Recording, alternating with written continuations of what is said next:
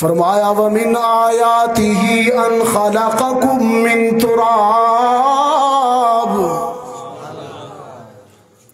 یہ بھی میری معرفت کی دلیل ہے کہ میں نے تمہارا ڈھانچہ مٹی سے بنایا۔ اب سن، قرآن سن، تیری روح کو سکون ملے۔ ثم جعل نسله من سلالة من ماء مهين، انسان اول کو تو مٹی سے بنایا، پھر اس کی نسل کو قطرہ ناپاک سے چلایا۔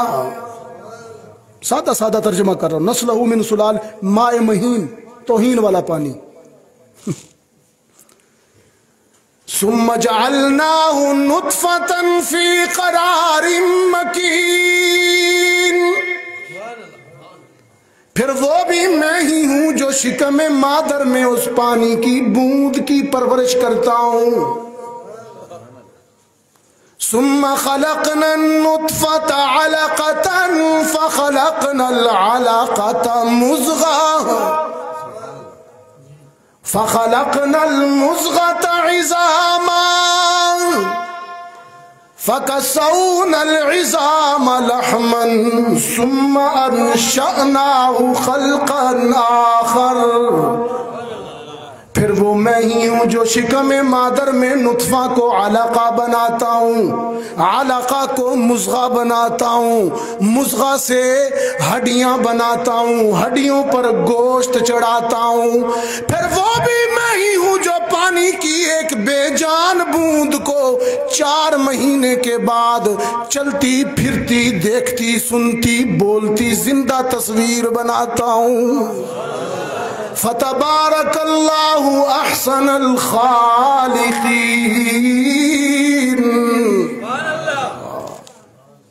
حد سے نہ گزر، حد سے نہ گزر، دائرہ ذات میں رہ، اتنا نہ اکڑ، نہ اتنے جذبات میں رہ۔ ایک قطرہ ناپاک نسب ہے تیرا، اوقات یہی ہے تیری، اوقات میں رہ، اوقات میں رہ۔ یہ قرآن نے تجھے تیری اوقات یاد دلائی ہے۔ دنیا کا مصور جب تصویر بناتا ہے 4 چیزوں سے بچاتا ہے، 4 چیزوں سے بچاتا ہے، پانی سے، مٹی سے، آگ سے، ہوا سے۔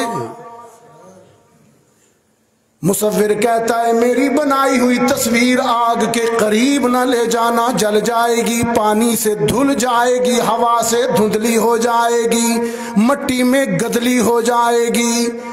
جن 4 چیزوں سے دنیا کا مصور تصویر بچاتا ہے، انہی 4 چیزوں سے وہ مصور تصویر بناتا ہے۔ فتبارک اللہ احسن الخالقین۔ پھر کیا کرتا ہوں، پھر کیا کرتا ہوں؟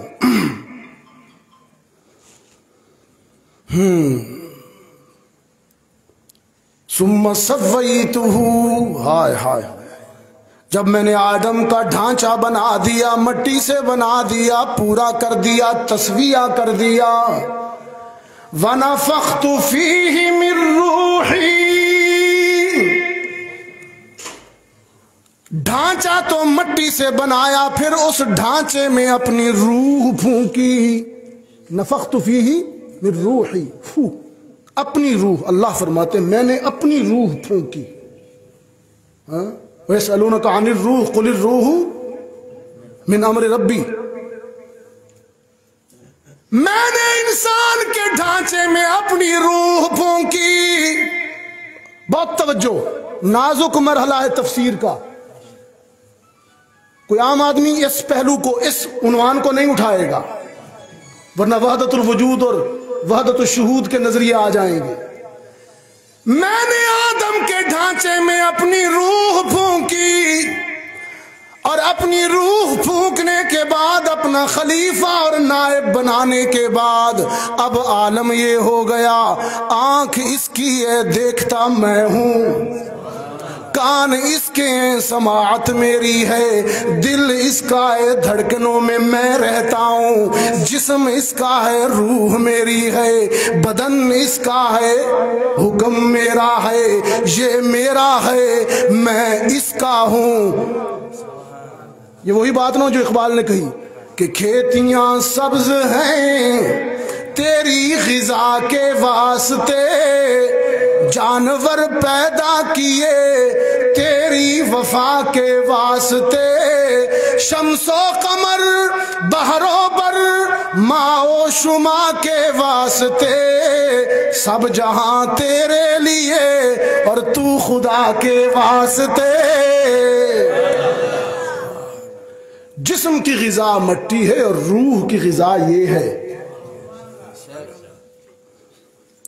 معاملہ سمجھیں، اللہ سمجھنے کی توفیق عطا فرمائے۔ میں اپنی انہی معروضات کو اپنی نجات سمجھتا ہوں انشاءاللہ۔ قرآن کے قریب ہو جائیے، قرآن کا دامن پکڑیے، قرآن ہی سے دل لگائیں۔ یقین جانیے یہ کمزوروں کو قوی کرتا ہے۔ سرنگو لوگوں کو، حضرت عمر کو کیسا بنایا قرآن نے؟ قرآن کا نشان مٹانے کے لیے ننگی تلوار لے کر نصف رات کے وقت بہن کے گھر کے باہر کھڑے تھے کہ میں نے سنا یہ قرآن پڑھ رہی ہے، اس کا سر اڑاتا ہوں۔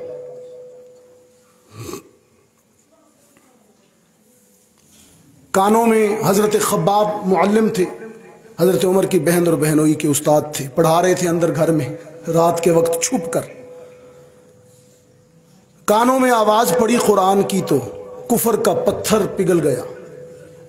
قرآن نے ایسا بدلا، ایسا بدلا۔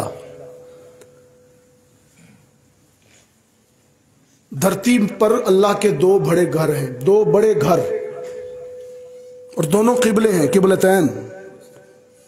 ایک قبلہ اول ہے بیت المقدس اور دوسرا قبلہ موجود ہے بیت اللہ۔